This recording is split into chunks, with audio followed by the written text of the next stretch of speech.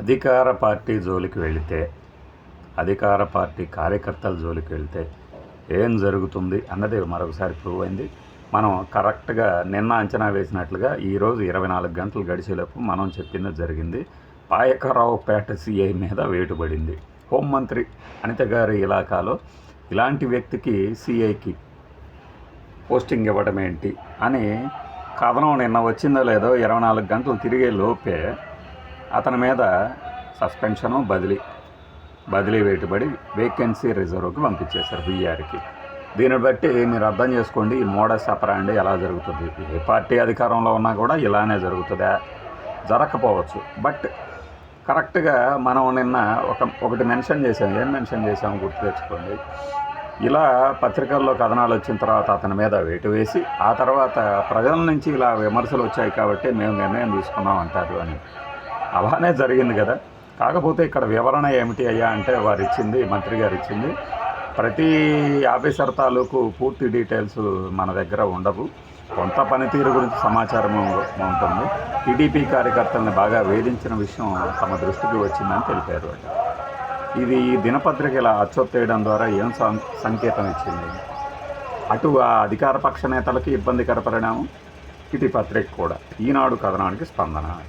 అంటే మీరు ఏమి రాస్తే దాని మీద స్పందించాలి అని కోరుకుంటున్నట్లు. ప్లస్ మనము ఎవరైనా అధికారి మీద వ్యతిరేక వార్తలు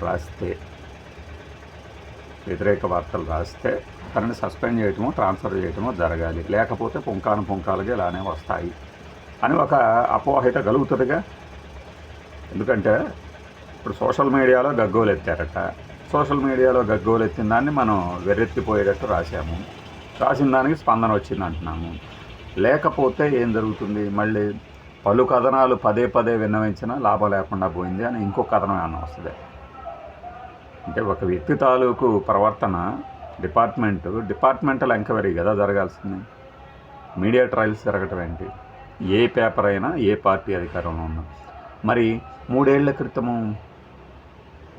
వైసీపీ ఉన్నప్పుడు అప్పుడు ఇలా చేయలేదే, అప్పుడు ఇలా రాయలేదే అని కొంతమంది పీపీ డూమ్ వాయిస్తున్నారు. 3 ఏళ్ల క్రితం వైఎస్ఆర్సీపీనే ఉంది. అప్పుడు మాట్లాడేవాళ్ళు మాట్లాడుతూనే ఉన్నారు. మనం చూడనంత మాత్రాన ఏ రోజైతే మనం కళ్ళు తెరిచామో ఆ రోజే ప్రపంచమంతా కళ్ళు తెరుచుకుంది అనుకుంటే భ్రమ. ఆ భ్రమలో వీళ్ళు ఉండొచ్చు, అందరూ ఉండరు కదా. కొంతమంది వ్యూయర్స్ గురించి మాట్లాడుతుంది.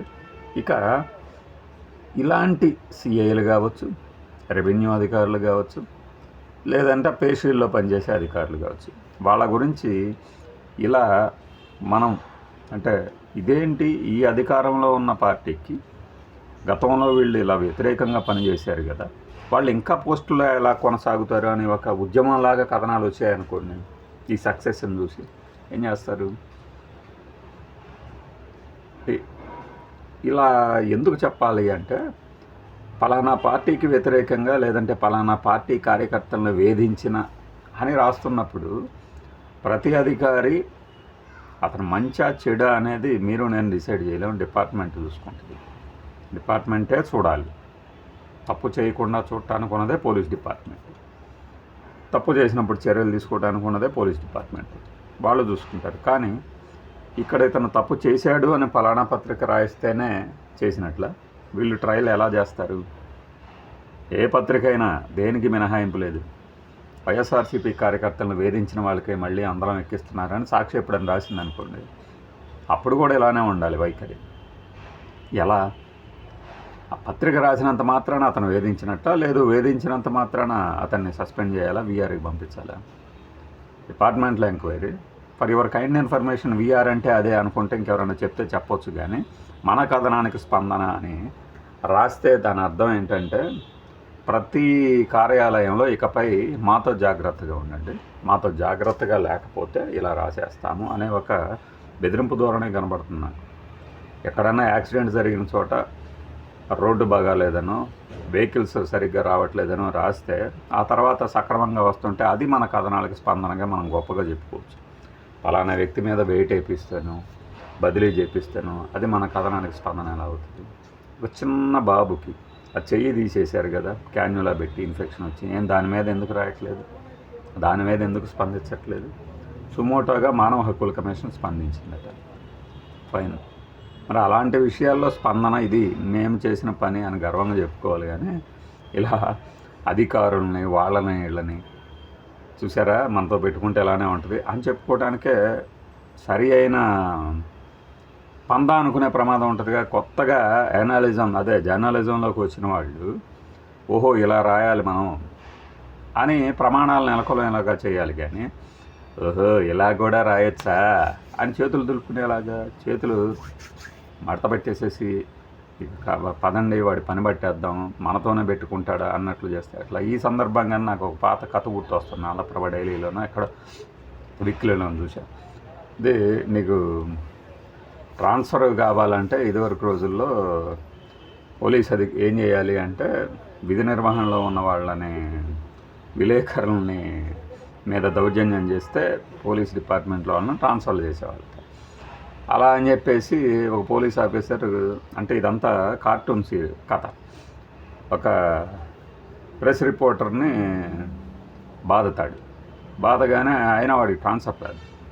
ఎందుకు అంటే అతను అక్కడ పని చేయట్లేదు, ప్రెస్ అని ఊరకు పెట్టుకుంటాడట. అలాగా మనము ప్రమాణాలు నెలకొనాలి అంటూ నైతిక ప్రమాణాలకి అత్యంత ఇక టాప్ రేంజ్ స్టాండర్డ్స్ మెయింటైన్ చేస్తున్నాం అని చెప్పుకునే పత్రికలు కూడా కాదు అసలు ఎప్పటి నుంచో. కానీ దానికి రుజువు ఏది, సోర్స్ ఏది అంటారు కాబట్టి చెప్పడం. ఒక పెడ ధోరణిలో వెళ్తున్నప్పుడు అదే సరైన ధోరణి అనుకునే ప్రమాదం ఉంటుంది కదా. ఈ విషయం ఎవరికి తెలియకేం కాదు. మనకు పడని వాళ్ళు పలానా పోస్ట్లో ఉండాలంటే మనతో మంచిగా ఉండాల్సిందే అనే ఒక బ్లంట్ రూల్ని పాస్ చేశారా అనే విధంగా పరిణామాలు సాగుతుంటే ఎలా? ఈ సిఐ మీద శాఖాపరమైన చర్యలు ఏం తీసుకోవాలో చెప్పాలి.